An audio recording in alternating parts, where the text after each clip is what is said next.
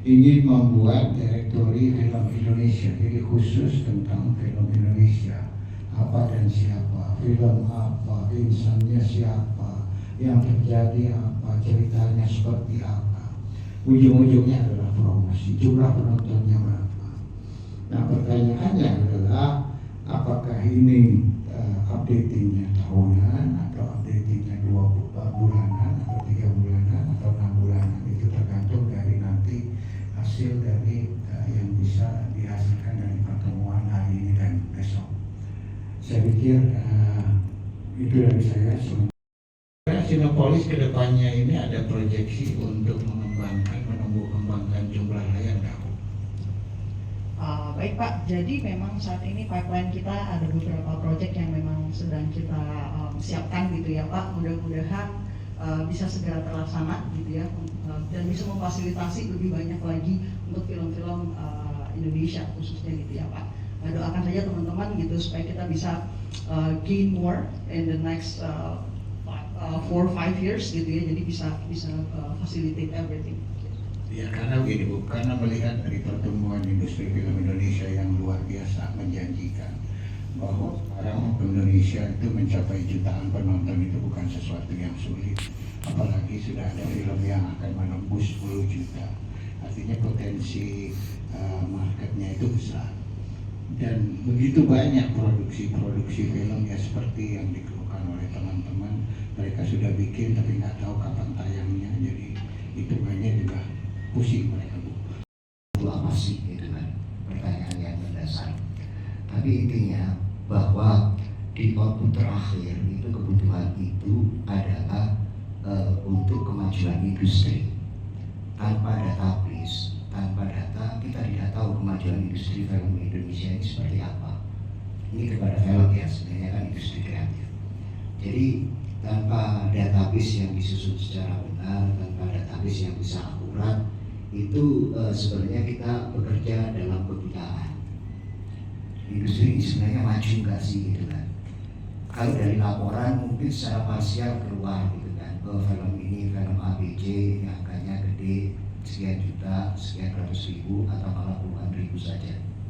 Itu sebenarnya mencerminkan bahwa industri kita itu maju atau tidak gitu. Nah selama ini yang terjadi itu, apakah bisa menjadi ketika database ini ada, apakah bisa menjadi tolak ukur atau parameter kemajuan industri, itu yang menjadi goal dan tujuan itu tadi. Jadi sebenarnya siapa yang harus terlibat?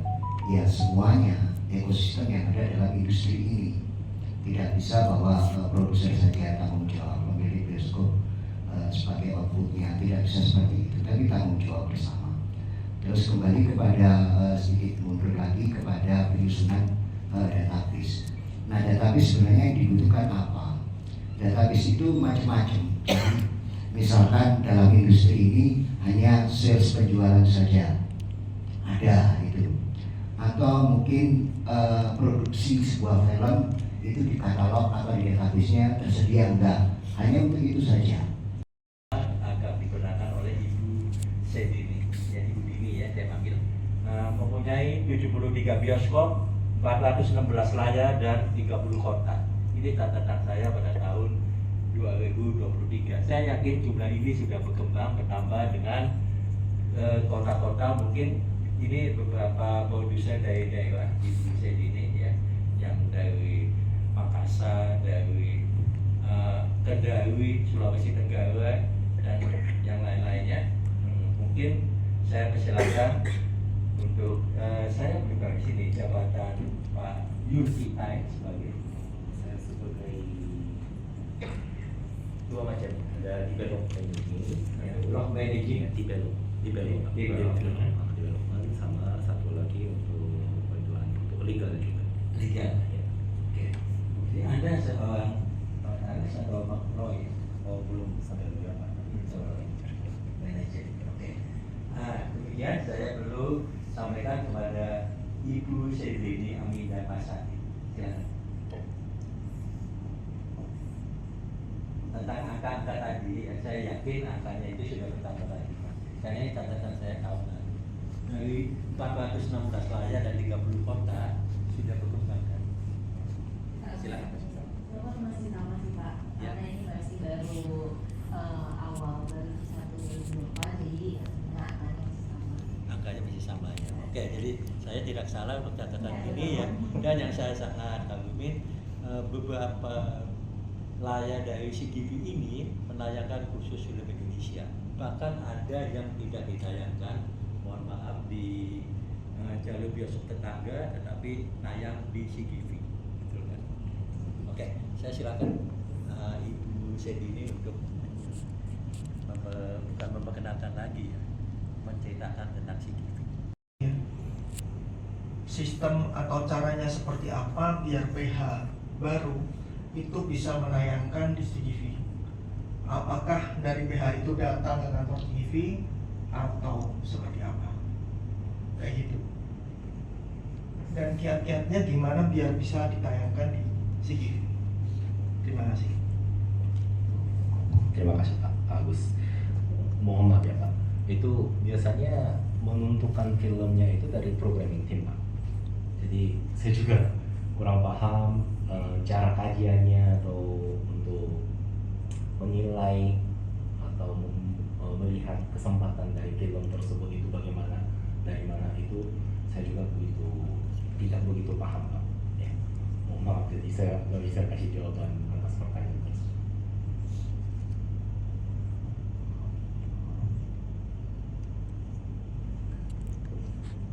Baik, Mas Agus, Ibu Sedini akan menambahkan. Ya. Saya buka kesempatan. Ada ya, ada juga karena memang kalau misalkan kontennya tidak sesuai dengan arahannya kita atau misalkan kami ekspektasikan ini agak susah untuk mendapatkan penontonnya, misalkan filmnya terlalu ke apa namanya ya, dokumentarian kayak gitu. Kalau begitu kami ekspektasikan ini pasti penontonnya tidak begitu banyak. Nah, kalau misalkan itu ada impian atau tujuan yang bagus untuk pendidikan atau lain, mungkin kita bisa buka kesempatannya lagi dengan nonton bareng seperti itu ya. Jadi kami sewakan tempatnya untuk khusus untuk film sekali tayang seperti itu. Ya, itu in case jika film itu memang di handling oleh distributor, kami bisa tayang. Jadi saya bilang bukan tidak tayang ya Pak, karena lokasi yang jendela yang tadi saya sebutkan itu sangat terbatas tempatnya. Jika ada film yang terlalu bagus, kami ya otomatis karena kami juga tujuannya kan bukan kerja sebagai perusahaan, kita kan bukan non-profit company ya. Jadi jika ada jendelanya diisi oleh sama film-film yang begitu berpotensi, yang mungkin kesempatan untuk film yang kelihatannya agak susah itu kami taruhnya di belakang, mundurin dulu ke belakangnya sedikit. Nanti Kita lebih kalau exhibitor kan kita bareng Sinapolis, bareng sama XX1, tapi yang kita biasanya highlight ke masyarakat itu adalah perbedaan-perbedaan dari sisi special auditorium. Jadi selain dari reguler, kita juga punya beberapa special auditorium yang memang untuk kita bilangnya teman seru ya, untuk CGV itu supaya teman seru punya pengalaman yang lain dalam menonton film dan menikmati industri hiburan khususnya perfilman di Indonesia. Jadi kita punya beberapa special auditorium, di antaranya di Loverty X yang punya beberapa motion yang kayak gerakan, cahaya, air, bisa emang teman-teman nikmati. Ini kebetulan sekarang ada di 5 kota, belum terlalu banyak juga, cuma mungkin mudah-mudahan kedepannya bisa bertambah gitu ya. Terus kita juga punya Gold Class, Velvet Class. Velvet Class itu konsep soft update pertama di Indonesia, jadi kayak nontonnya sambil tiduran gitu. Kita juga ada Stadium, Spear X, dan juga Private Box yang baru ada di KB so far. Jadi kita kasih beberapa lumayan banyak opsi untuk masyarakat punya kayak kesempatan untuk menikmati film-film mereka dengan versi yang mereka inginkan. Biasanya di daerah yang saya mulai terkenal dari yang Papua, Epic the Movie yang ditayang di Netflix judulnya Papua in Love. Setelah itu banyak saya bikin film daerah sampai dari Makassar sampai di Sumatera Utara juga, di Ngora Samang pernah. Nah ini masalah memang kendala kita sebagai umat-umat dari pembuat film yang di daerah, biasanya memang serba salah gitu. Kita ingin mengangkat film Indonesia supaya berwarna sebenarnya, supaya ada, jangan hanya sekitar Jawa saja terus-menerus. Kita ingin supaya Indonesia ini terlihat di dalam film bahwa bukan hanya Pulau Jawa, ada daerah lainnya. Itu sebenarnya keinginan kita. Tapi memang terkendala ketika yaitu ingin ditayangkan. Bahwa bioskop kebanyakan menganggap bahwa film-film yang dari luar Jawa itu kurang potensi, kurang menjual gitu. Jadi itu biasanya kendalanya. Sementara kalau kita mau pikir, kalau kita mau cari uang saja, kita hanya mau gampang, lebih baik kita bikin film di Jawa. Almarhumah ibu saya bilang begitu, buat apa kamu capek-capek bikin film di daerah yang sudah capek-capek, tantangannya besar, biayanya lebih besar, dan belum tentu bisa ditayangkan, belum tentu laku. Lebih baik kamu bikin film saja di Jawa, sudah pasti laku, sudah jelas, lebih sedikit biayanya, bisa pakai artis malah, begitu sebenarnya. Tapi saya bilang tidak, karena saya tidak ingin membuat film yang sama saja seperti itu terus. Kita harus memperlihatkan bahwa Indonesia ini banyak, bukan hanya Jawa saja. Indonesia ada juga orang Papua. Kenapa orang Papua ketika datang teman saya ke Jakarta, mereka ke warung, terus orang warungnya bilang, ternyata bisa bahasa Indonesia juga ya. Nah itu membuktikan bahwa wawasan kebangsaan kita itu sangat sedikit, dan itu yang harusnya kita munculkan di film. Bahwa Indonesia ini ada juga loh orang yang berkulit hitam, ternyata ada juga orang Papua, bukan hanya orang kulit putih saja. Nah itu yang jarang sekali muncul di film kita. Tapi kalau mau dibilang jarangkah orang membuat film di daerah atau di Papua, saya sudah bikin film ada di Papua setelah Adventure the Movie itu ada Raja Mop. Sampai hari ini susah untuk tayang juga.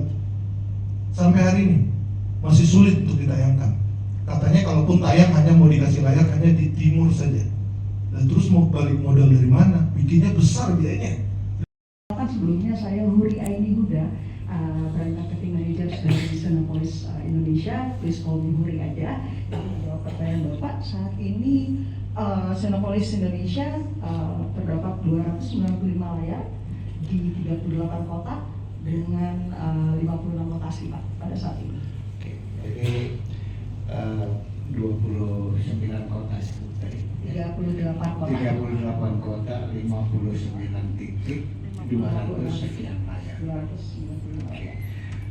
Di dalam ini Bu, di dalam karena ini kaitannya kepada direktori ya, artinya kita mencoba untuk mencari, mengumpulkan informasi-informasi yang bermanfaat untuk direktori film Indonesia, karena ini bagus buat masyarakat juga, terutama pastinya buat pelaku penggiat perfilman Indonesia. Nah, di dalam memberikan jadwal tayang, Cinepolis itu punya kebijakan tersendiri atau mengikuti. Maksud saya begini, jika kita ingin main film, kita ingin kita putar di jaringan Cinepolis, apakah dia bisa berdiri sendiri atau tergantung kepada jadwal tayang yang sudah dapat dari XX1 gitu, pertanyaannya.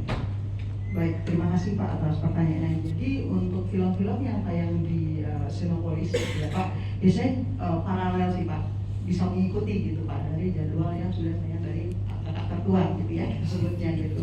Cuma memang ada beberapa film-film yang independently gitu ya Pak, reaching out to us gitu, dan itu bisa kita consider untuk ditayangkan di Cinepolis gitu ya Pak. Karena alhamdulillah sekarang pun kita melihat bahwa film lokal ini mulai sangat diminati, mulai banyak ada film lokal Bu, film Indonesia. Iya, sorry Pak, film Indonesia ya Pak, mulai banyak diminati gitu ya, apalagi dengan lokal pride gitu Pak kita bilangnya, dan kita sangat mendukung itu sekarang gitu, karena ada beberapa yang memang masuk ke kita itu kita tayangnya memang terbatas layarnya, dan kita utamakan di kota-kota yang memang menjadi tempat syutingnya atau originnya Pak, itu bagus sekali Pak. Saya sedikit buat promo sebentar. Mungkin saya dengan Pak Daniel itu film Indonesia pertama yang meng-calling hantu Lucifer di film kita. Jadi hal ini kan biasa hantu pocong dan sebagainya. Kita calling Lucifer langsung dari Amerika. pertanyaan saya terkait dengan CGV, dengan Filmopolis. Tadi mengenai CGV, cuma udah nggak ada waktu lagi. Penonton terbanyak dari tempat ibu itu ada di kota mana, Bu? Selain Jakarta. Terima kasih. Baik, terima kasih Pak. Jadi ini specifically for local horror atau horror movie atau Kita kontennya mungkin drama dengan ada sedikit horornya. Tapi ini lebih dari filmnya ini cerita dari Mongol sebenarnya. Harus ada horornya, Bu. Buat jualan. Tapi kita benar-benar ini ada true story dari Mongol Stress yang kami filmkan. Oke. Kami itu ada beberapa, misalnya kita sebutnya major cities gitu ya Pak untuk film-film yang bagus. Satu di Medan, of course, Medan itu gede Pak. Yang kedua kita punya di Serang. Kebetulan Serang itu kita kan Virgin Area kita sebutnya, kita berdiri sendiri Pak, without any competitors. It's very good, gitu. Especially untuk local horror movie Pak, it's crazy. Kemudian Malang Pak, Malang, yes. Jadi sebenarnya di daerah Jawa Timur tuh cukup baik Pak kita, tapi kalau I have to choose one, it's gonna be Malang. Malang itu bagus banget, gitu. Kebetulan sih bahasa Malang, jadi ya fix good lah.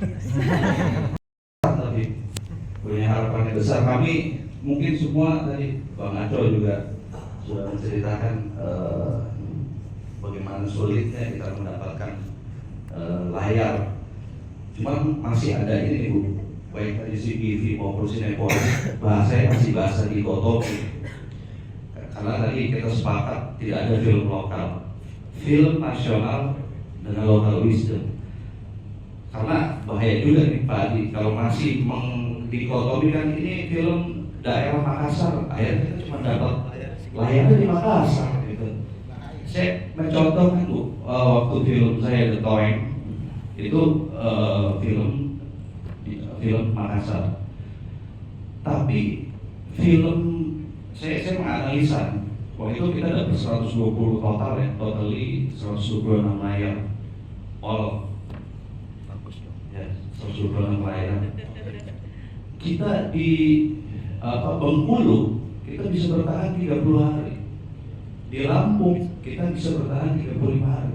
Film Makassar, kalau misalnya bertahannya ada kan kota-kota yang mengacu ya, kota-kota yang memang orang Makassarnya banyak gitu. Tapi saya analisa enggak juga, di Bengkulu, di Lampung nggak banyak orang Makassar. Tapi film itu bisa bertahan 35 hari loh, di Bengkulu, di Lampung gitu. Terus kalau kita rata-rata lagi, rata-rata jumlah harian di Singkawang, rata-rata harian penonton kita lebih besar dibanding di Makassar gitu. Nah ini kan ya kita harapin juga tidak ada dikotomi lagi itu dari tentang ini film Makassar, ini film Kendari, ini film Indonesia. Tapi memang membawa nilai-nilai lokal wisdom daerah. Jadi sebenarnya lebih kepada harapan Bu. Kalau tadi juga saya mau tanya sama CGV sebenarnya, cuma sudah ditutup waktunya. Baik ini CGV maupun Cinepolis, ya kami punya harapan lah. Karena kita tahu kita betapa sulitnya untuk dapat jadwal di XX1. Jadi pada akhirnya kami ini semua gerilyawan nih yang punya harapan terhadap tadi Pak Adion mengatakan bahwa CGV membuka peluang kesempatan film yang tidak tayang di XX1. Walaupun tadi ada juga Pak Yun mengatakan kita juga menayangkan berdasarkan jadwal yang sudah ada di XX1. Tapi saya lihat juga ada di Pak Yun hari ini film, saya lupa judulnya, itu tayang di beberapa layar di CGV, dia tidak tayang di XX1. Saya baru tahu Bang Yun itu ada 3 bulan terakhir. Itu pun karena ada giveaway waktu itu ya, waktu nggak salah film Marvel apa nggak salah ya. Oke, terima kasih. Langsung dijawab aja Mas. Mas Arfian ya? Iya. Tadi pertanyaan pertama targetnya. Sebenarnya menyinggung juga dengan pernyataan Pak yang tadi bahwa harga tiket yang kita bandrol untuk per tiket itu sebenarnya kita per daerah itu rata-rata 35.000. Jadi betul. Jadi untuk lokasi-lokasi tertentu memang kita ada harga sampai 50.000. tapi harga tiket kita tuh berkisar di 30, 35 dan 40 ribu. Di Depok hanya 25 ribu gitu. Jadi dulu dari 2012 sampai 2018 saya bilang ya, 2022 lah gitu. Itu kita mungkin bisa bilang targetnya memang lebih ke menengah ke bawah ya Mas ya. Karena memang kita bermain di benar-benar di Center City, di kabupaten-kabupaten yang saya juga pas masuk juga baru dengar lokasi-lokasinya benar ada gitu ya. Dan setelah itu per 2022 ke sini akhirnya Platinum mulai membuka, kemudian di BSD akan buka di BSD, terus buka lagi nanti di beberapa kota besar. Itu akan ada pergeseran pastinya untuk targetnya. Jadi menurut saya jawaban yang tepat adalah targetnya itu menyesuaikan dengan lokasi masing-masing gitu. Lokasi yang seperti misalnya Majenang, Batang, Kolaka itu kan sangat jauh sebenarnya kalau kita bisa bilang. Kita aja mau ngirim di City lama nyampe ke sana gitu ya. Jadi itu membuktikan bahwa kita nggak bisa juga maksudnya masang tiket yang mahal-mahal di sana. Jadi sekali lagi untuk target pasar kita akan kembali sesuai dengan bioskopnya, daerahnya gitu. Tapi kita sih memang masih main di menengah ke bawah sih.